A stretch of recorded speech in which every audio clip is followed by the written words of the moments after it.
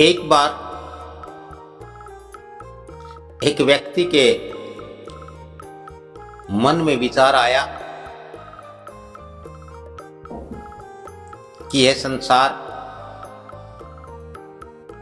किसी काम का नहीं है, दुखों का घर। क्यों ना यहां से इस संसार को छोड़कर के किसी एकांत स्थान में जाकर के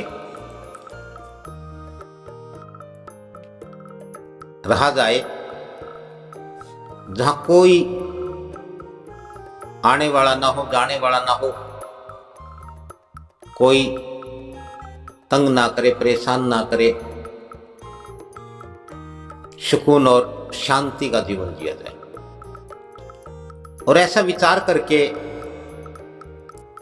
उसने अपना घर बार छोड़ दिया,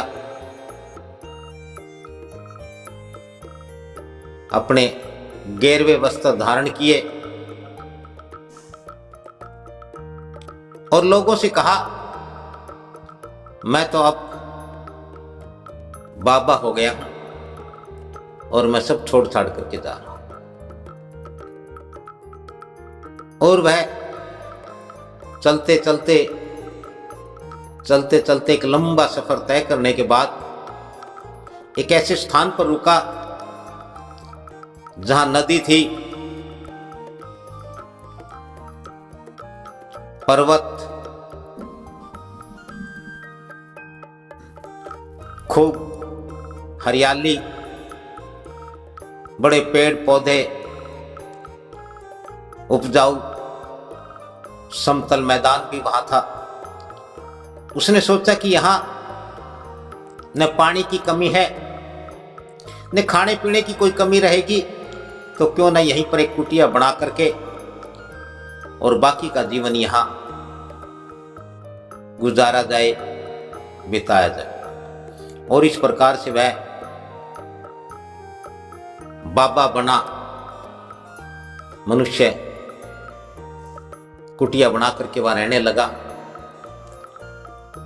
आसपास दूर दूर तक कोई नगर, कोई ग्राम, कोई बस्ती नहीं थी, इसलिए मनुष्यों का वहां आना जाना नहीं था। लेकिन जंगली जानवर, पशु पक्षी, पानी पीने वाले, दाना चुगने वाले, चरने वाले सभी वहां आते थे। और कुछ शरारती स्वभाव के प्राणी, पशु भी, पक्षी भी उस बाबा को तंग करते थे। कोई उनकी कुटिया में घुस जाता, कोई उनकी कुटिया को नुकसान पहुंचा देता। और बाबा जो अपने गांव में, अपने परिवार में लोगों से, परिवारजनों से, समाज के लोगों से दुखी थे, व्यथित थे, उनसे पीछा छुड़ा करके जो निर्जन स्थान पर सुकून और शांति ढूंढने के लिए गए, वहां इन पशु पक्षियों ने उनकी शांति, उनका सुकून भंग कर रखा। ना वो कोई भजन कर पाते, ना कोई बंदगी, ना ध्यान लगा पाते। हर वक्त उन्हें उन जंगली जानवरों का, पशु पक्षियों का भय बना रहता कि न जाने कौन कब आ जाए और कब क्या नुकसान करते। काफी समय वहां रहने के बाद भी उनका मन नहीं लगा, तो उन्होंने सोचा कि क्यों न तीर्थ किए जाए, तीर्थों की यात्रा की जाए। शायद तीर्थ यात्रा करने से कोई पुण्य, कोई शुभ प्राप्त हो जाए। और ऐसा विचार करके वह तीर्थ यात्रा पर निकल पड़े। घूमते घूमते बहुत लंबा समय हो गया। लेकिन कुटिया की उनके जहन में रहती थी कि न जाने कौन उनकी कुटिया में बैठा होगा, कुटिया है नहीं है, किसी ने तोड़ दी हो, किसी ने फोड़ दी हो, क्या नुकसान कर दिया। तीर्थ यात्रा पर दिन और रात उसके मन में यही ख्यालात रहते। तो इस प्रकार वह चलते चलते एक स्थान पर पहुंचता है कि देखता है कि बाजरे की फसल, बड़ा जोर की फसल उस साल हुई, और एक बुढ़िया जो पक्षियों को उड़ाने के लिए एक ऊंचा स्थान बनाते हैं जिसे मचान बोलते हैं, वह मचान पर बैठी हुई है। हालांकि उस बुढ़िया की ड्यूटी थी कि वह कोई ढोल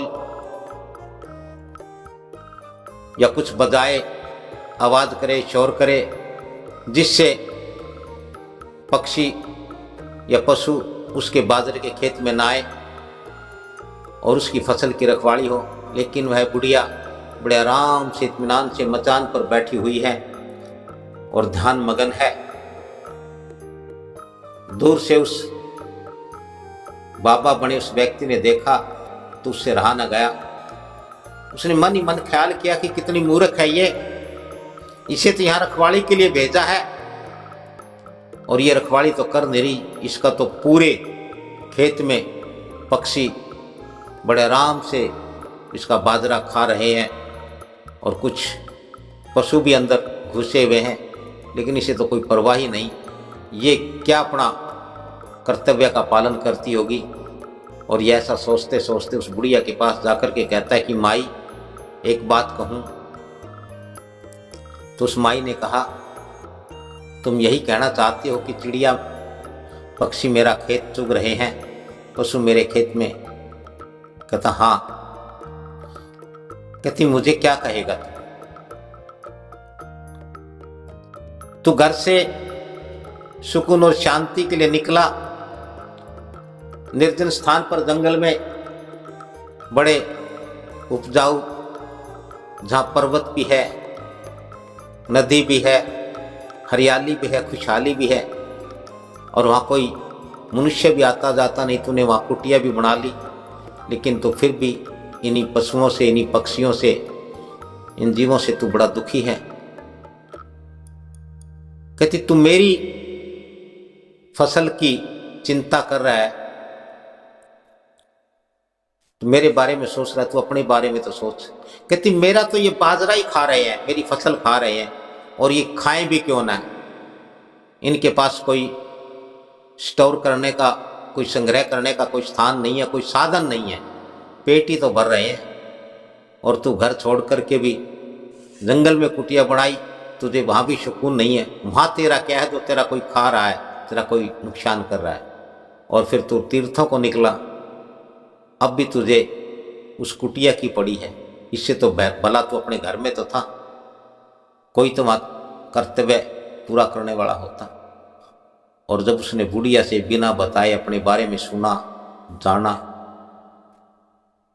तो उसे बड़ा ही अद्भुत लगा, एक झटका लगा, और उसने तुरंत बुढ़िया के पैर पकड़ लिए और कहने लगा कि माई, आपने तो मेरी आंखें खोल दी है। ना मुझे जहाँ मैं पैदा हुआ, जहाँ मैं इतना बड़ा हुआ, ना मुझे उनके बीच में सुकून मिला, ना मुझे उस जंगल में जा कर के, और अब मैं तीर्थ यात्रा पर निकला हूँ, तब भी मैं, आपकी बात सही है कि मेरा मन उसी कुटिया में पड़ा हुआ है। और अब आपको देखा तो मैं आपके बारे में सोचने लगा। मैंने अपने बारे में ना सोचा, ना कुछ किया, इसलिए ही मैं भटक रहा हूँ, मैं भ्रमित हूँ। आपने मेरी आंखें खोल दी। और उन्होंने उस बुढ़िया को, उस माई को गुरु ग्रहण किया, गुरु धारण किया, उन्हें गुरु बनाया। और वह वापस कहा कि आज के बाद मैं उसी कुटिया में रहूँगा, जीवन पर्यंत वहीं रहूँगा। कोई तीर्थ नहीं, कोई व्रत नहीं, कोई उपवास नहीं, मैं अपना कर्तव्य सबके साथ प्रेम करते हुए मैं परमात्मा की, उस भगवान की, उस ईश्वर की हर रजा में राजी रहते हुए, क्योंकि इस सृष्टि का संचालन करने वाले इस सृष्टि के रचयिता वो हैं, तो फिर भला मेरी क्या बिसात है कि मुझे तो केवल अपना करना चाहिए। जो मैं खा सकता हूँ वही मेरा है, जो मैं पी सकता हूँ वही मेरा है, बाकी सबका है, सबके लिए है। और इसी सिद्धांत पर, इसी नियम पर चलते हुए मनुष्य, यही भक्ति का मार्ग है। इसी नियम पर चलते हुए, इसी मार्ग पर चलते हुए मनुष्य भक्ति कर सकता है, भगवान की प्राप्ति कर सकता है।